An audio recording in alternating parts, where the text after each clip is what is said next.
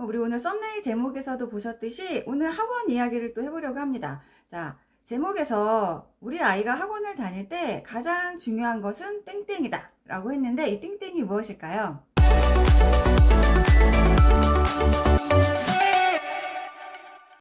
안녕하세요, 준주쌤입니다. 여러분 한 주 잘 지내셨나요?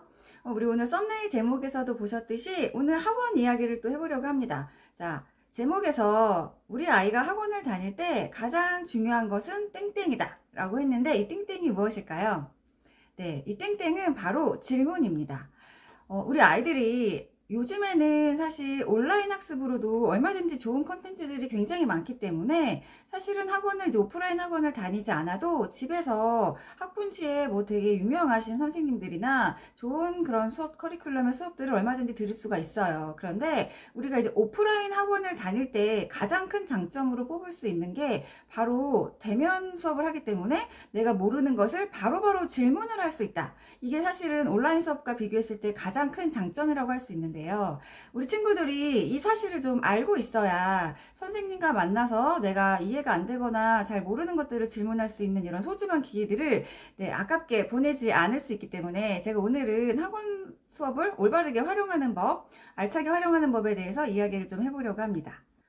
대부분의 많은 아이들은요, 일단 수업이라고 하면 그러니까 학원 수업도 되겠고 학교 수업도 마찬가지겠지만 수업이라고 하면 선생님의 설명을 잘 듣는 것이라고 아이들은 이제 그렇게 생각을 하기 때문에 학원에서 또는 학교에서 선생님의 일방적으로 이제 수업을 들을 때 설명을 들을 때 내가 집중해서 선생님의 이야기를 잘 듣고 이해를 했다 하면 나는 정말 수업을 잘한 것이다 라고 생각을 하는데요. 사실은 그게 정말로 잘한 걸까요? 아이들에게 이제 그렇게 수업을 일방적으로 네가 수동적인 자세로 듣기만 하고 이해만 해서는 수학이라는 과목은 한 번 들어서 모든 개념을 완벽하게 이해하는 건 사실 불가능하거든요. 많은 아이들이 이제 이런 경험들 했을 거예요. 집에 와서 학원 수업을 열심히 듣고 집에 와서 숙제를 하려고 하는데 모르겠다는 거죠. 이거 수업 시간에 안 들었어? 그럼 나 분명히 선생님이 설명할 때 이해가 됐는데 집에 와서 잠깐 이제 시간이 지나고 집에 와서 다시 풀어보려고 하니까 생각이 안 나. 이제 이런 이야기들 익숙하시죠? 남들 얘기가 아닙니다. 이제 이렇게 대부분의 아이들이 이제 이런 경험들을 하고 있는데요. 이제 이게 바로 내가 수업을 수동적인 자세로 선생님의 설명을 그냥 듣고 그 자리에서 이해만 했기 때문에 내가 안다고 착각을 하고 돌아왔을 확률이 큽니다. 자, 우리 되게 많이 들어보셨을 거예요. 에빙하우스의 망각곡선이라는 거 있죠. 이제 사람의 기억은 학습 직후에 가장 많은 망각이 일어나고 있다고 하거든요. 그리고 우리의 뇌는 일단 입력과 출력이 자꾸 일어나야 이제 그것이 장기 기억으로 기억이 되는 거지 그냥 일반적으로 이렇게 입력만 시켰다고 해서 그게 내 머릿속에 자연적으로 오랫동안 머무르지 않습니다. 그렇기 때문에 아이들에게 이제 이러한 사실을 꼭 한 번씩 인지를 시켜주시고 수업을 듣다가 잘 이해가 안 되는 것에 대해서는 선생님에게 바로 또는 이제 수업이 끝나고 질문을 꼭 해서 확실하게 이해를 하고 내가 어디까지 이해가 됐는지 한번 말로도 설명을 좀 해보고 그리고 이해가 안 되는 부분에 대해서 선생님에게 설명을 좀 드려보고 그것에 대한 해답도 얻고 이렇게 본인의 학습 상태에 대해서 적절한 질문을 하는 게 학습적으로 가장 큰 효과가 있다고 말씀을 드리고 싶습니다. 자, 그리고요, 더 좋은 방법은요, 내가 틀리거나 이해가 안 되는 질문을 하는 건 사실은 당연한 거고, 그 외에 내가 맞았더라도, 내가 맞아서 풀어서 맞았더라도 또는 내가 이해가 됐더라도 다른 관점에 대해서도 한 번씩은 다시 생각해 볼 기회를 갖는 건 굉장히 중요한 의미가 있거든요. 그래서 내가 풀어서 푼 방법과 선생님이 수업 시간에 설명해 주신 방법이 좀 다르다면 이게 왜 그렇게 다른지, 왜 다른 풀이 방법으로도 해결이 되는지 이제 이러한 것들에 대한 궁금증을 좀 가지고 선생님에게 학원에 가서 이제 수업 시간 외에 또는 수업 시간 중에 가능하면 이제 활용을 하면서 질문을 하는 이런 습관들을 갖는 거는 우리 아이 학습 습관에 굉장히 좋은 영향을 끼칠 수 있습니다. 또 여기서 한 가지 중요한 게요. 아이들이 질문을 하는 방법에 대해서도 좀 알고 있어야 돼요. 그냥 이 문제 모르겠어요. 이렇게 단순히 이거 틀렸는데 왜 틀렸는지 모르겠어요. 이 문제 이해가 안 돼요. 이 문제 잘 모르겠어요. 이런 식으로 하는 질문은 사실 그렇게 크게 효과가 없습니다.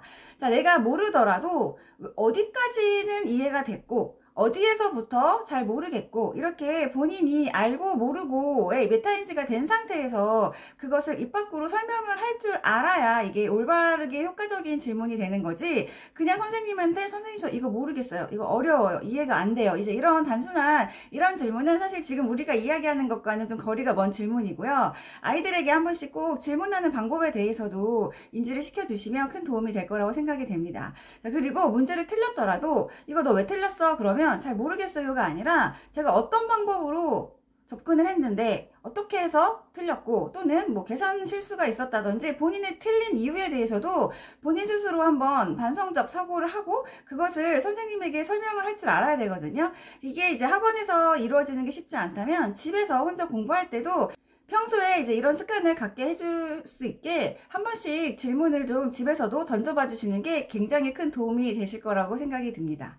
자, 수학학습에서요, 강의를 통해서 우리 아이가 이 문제를 어떻게 푸는지를 이해하는 것도 물론 중요하지만 사실은 수학에서 더 중요한 거는요, 어떻게가 아니라 왜 이러한 방법으로 풀게 됐는지를 이해하는 게 훨씬 더 중요하거든요. 이제 그러니까 학원에서의 선생님의 강의도 내가 이 문제를 어떻게 풀 것인가에 초점을 맞추는 게 아니라 이 문제를 왜 저렇게 풀어야 되는지에 대한 궁금증을 가지고 강의를 듣는 게 가장 효과적인 방법이라고 할 수 있습니다.